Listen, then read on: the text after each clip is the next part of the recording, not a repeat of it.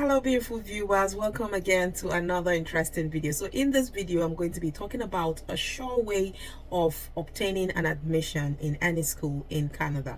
This is also applicable to any school in any other country, right? Now a lot of times people would apply for scholarships are brilliant, right?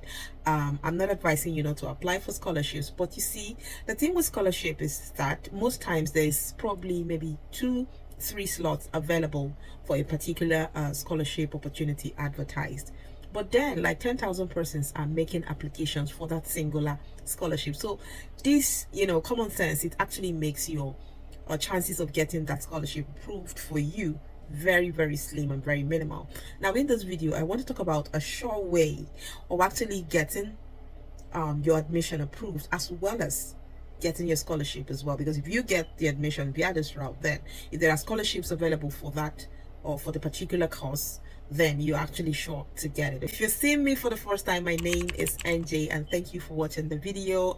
If you're yet to subscribe to the channel, I do recommend you do, because this channel is the best place you get the information that you need to skyrocket your travel dreams as soon as possible. I do recommend you subscribe to the channel, so when videos like this are uploaded, YouTube gets you notified as soon as possible and you get to act as fast as possible. Also do some other thing for me.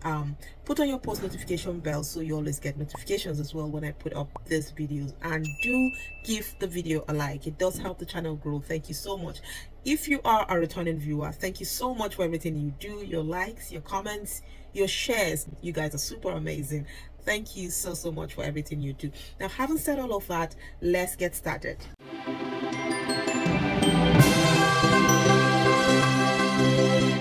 A lot of people apply for scholarships, and automatically the chances of them getting the scholarships approved for them is very, very slim due to the number of applicants that are applying for the particular scholarship, right? How do I know this? Like, I have one-on-one sessions with people every single day, so I understand the frequent challenges that people have. Sometimes people apply for like 10 admissions and they don't get any. I mean, this is a waste of time, waste of effort if you had to pay application fees, and for me it's a waste, right? And if it can be avoided, by all means you want to avoid it. So how am I able to tackle this problem? This is what I want to talk about in this video. So if this is for you, you want to watch this video to the end. Okay, so how do I get this done? Now, the way to get this done is to find a professor for yourself. Okay, this is going to be particularly helpful for people applying for graduate courses and PhD courses. Okay, so say for example you're applying to University of New Brunswick. What you do is you go into their website, look for your course of study, and if you have found your course of study, go into the faculty page on the website, and then you see a list of professors in that faculty.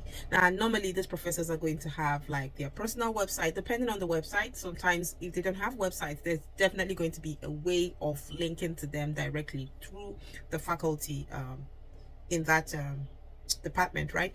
So what you do is you try whatever medium is provided to connect with these professors. You try and connect with them. A lot of times you may need to write them an email now expressing your intent to be supervised by them in the particular course, right? So most of the time, now this is not something I discuss actually in public. It's something actually that I tell my private clients, okay? But I have seen that this is a problem that is very, very common, and I decided to talk about this, right? Once you see the list of these professors in the faculty of your choice, you actually want to look at their portfolios. You want to look at their background and see what actually resonates with yourself, right?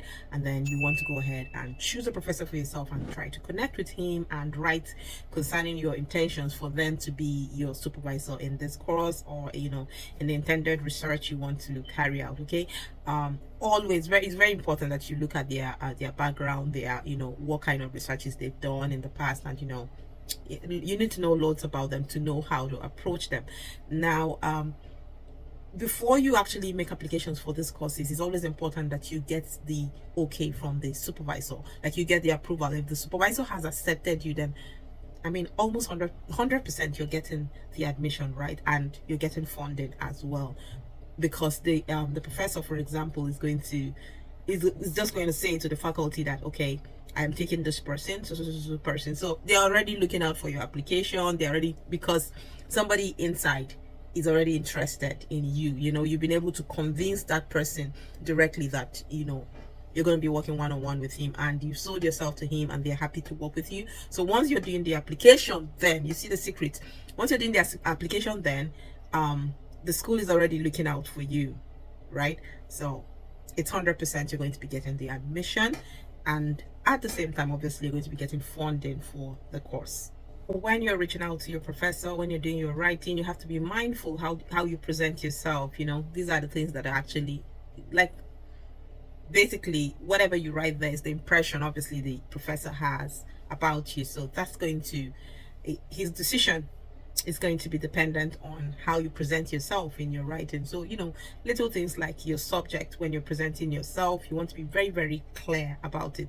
That's even what's going to determine if he's going to read them in the first place, because trust me, they get countless thousands of applications, right, via prospective students, right? So you want to make your application very clear. For example, with the subject, you have to be very clear. Say, for example, you can say prospective research student, or research in whatever discipline you want to be making your research in. You know, that way it's very, very clear where you're coming. And then stuff like addressing these professors by their name, you know, it shows that you actually tells them that it's not just a copy and paste, because a lot of people just copy stuff from the internet. I mean, we're in the internet time, right? People copy a whole chunk of nonsense on the internet. I mean, sometimes you see a chunk of, not like, even with myself, right, I get countless of emails sometimes when I